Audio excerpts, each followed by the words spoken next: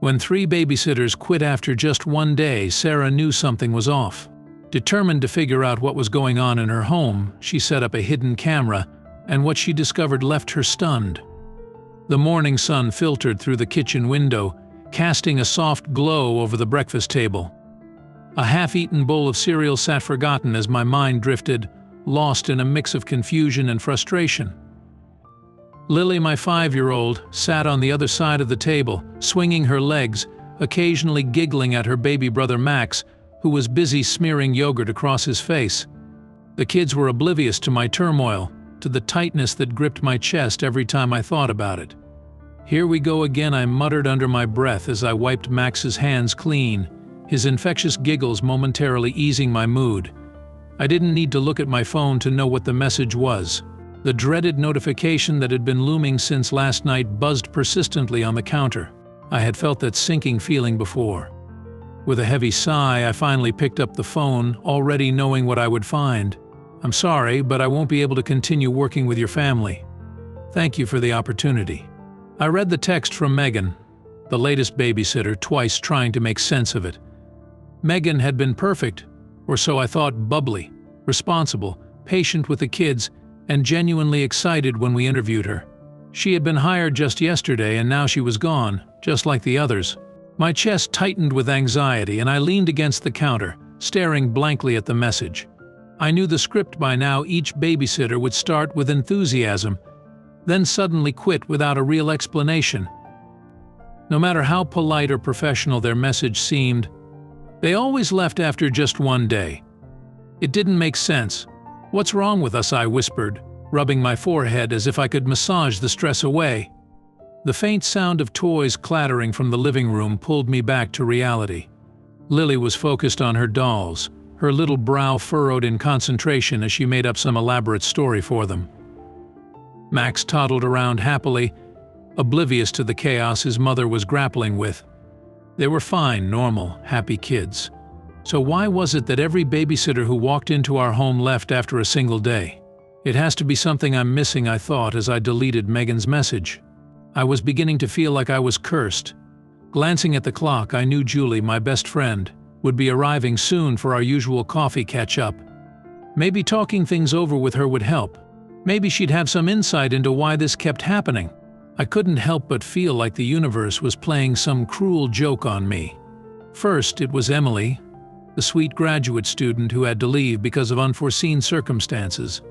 Then Jess, the professional nanny with years of experience, had barely lasted through the first day before telling me that she wouldn't be coming back. And now Megan. 3 babysitters, 3 abrupt exits, all with vague reasons. Was it me? Was I asking too much? Was it the kids? I knew they could be a handful, but nothing more than what any normal children could be. They were sweet, loving, and energetic. What could be scaring these women off so quickly? I busied myself tidying the kitchen, trying to shake off the feeling of failure that had begun to gnaw at me. The idea that I was doing something wrong, that I was somehow making my home unwelcoming, kept creeping in, no matter how much I tried to push it away. When Julie arrived, her smile and the warmth of her hug offered a brief moment of comfort. I tried to hide my frustration behind a forced smile, but as soon as we sat down at the kitchen table with our coffees, the words tumbled out of me, too overwhelming to keep bottled up. "I don't get it, Julie," I said, placing my cup down a little harder than I intended. "This is the 3rd babysitter to quit after just one day. They all seemed great when I interviewed them, but they just leave without a proper explanation. I can't figure it out. What am I doing wrong?" Julie sipped her coffee thoughtfully, her brow furrowed as she listened. "That's really strange, Sarah. Are you sure you're not asking too much? Maybe the workload is heavier than they expected." I shook my head, my frustration mounting. "I've been really clear with them about the job. The kids are well behaved and I'm paying above market rate. I just don't understand." Julie leaned back in her chair, tapping her fingers lightly on her cup. "Do you think it could be something else?" I frowned, not sure what she meant. "Something else?" Julie hesitated, as if she was unsure whether to continue. "Well, maybe it's not the job itself that's making them leave. Maybe it's something or someone in the house that's unsettling them." Her words hit me like a cold splash of water. I hadn't considered that. My mind immediately went to Dave, my husband. Could he have something to do with this? I quickly dismissed the thought. No, it couldn't be Dave. He had been supportive of my decision to return to work, or at least he said he was. But as much as I tried to push the thought away, Julie's suggestion planted a seed of doubt.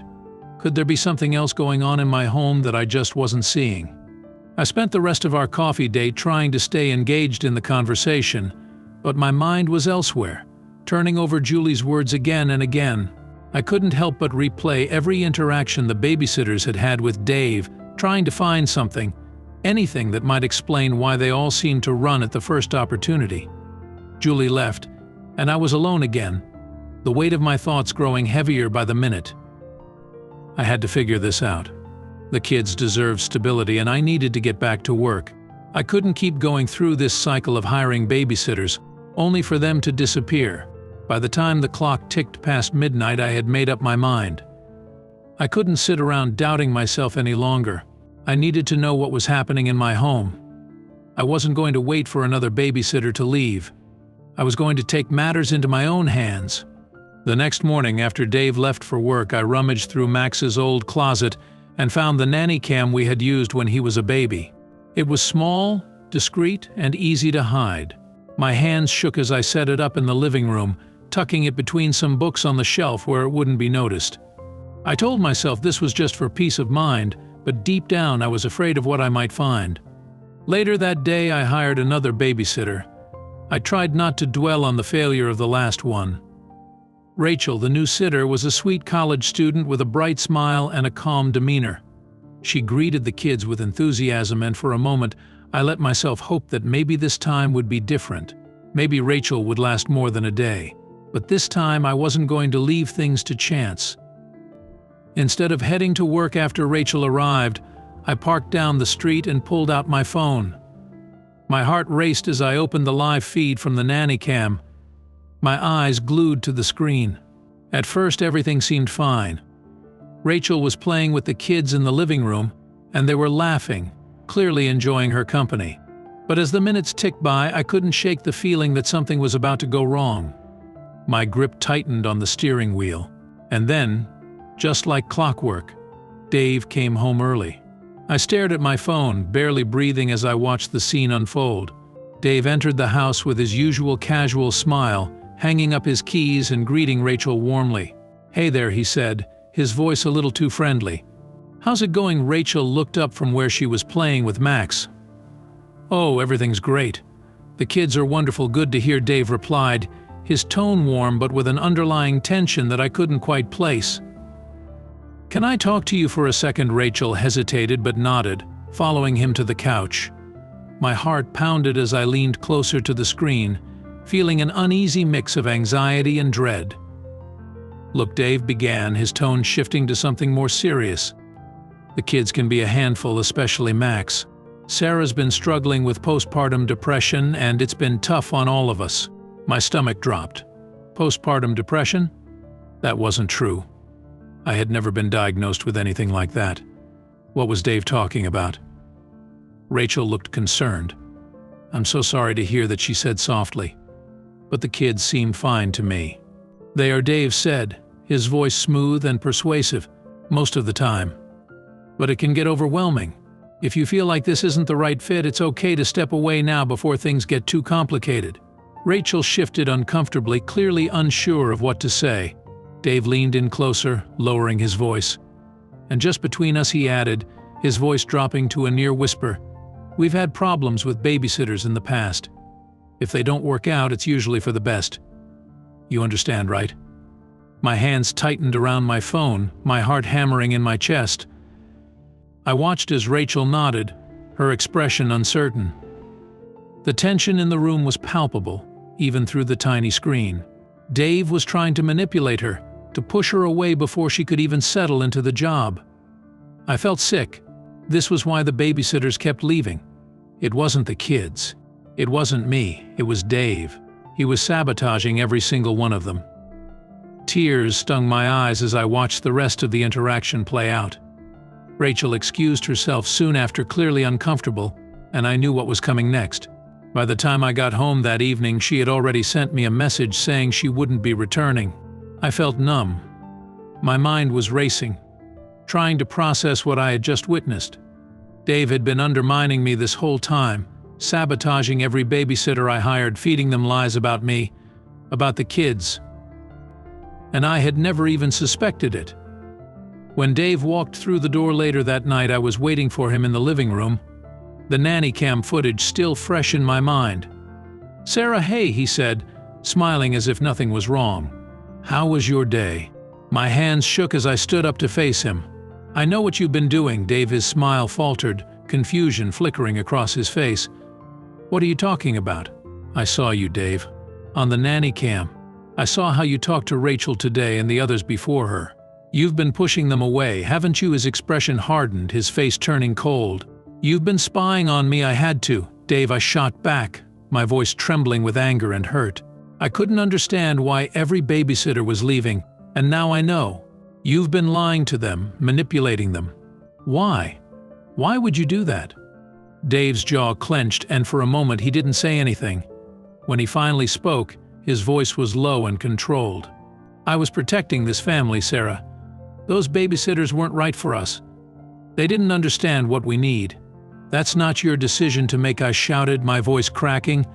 "I trusted you, and you've been going behind my back, making me doubt myself, making me think I was the problem. How could you do this?"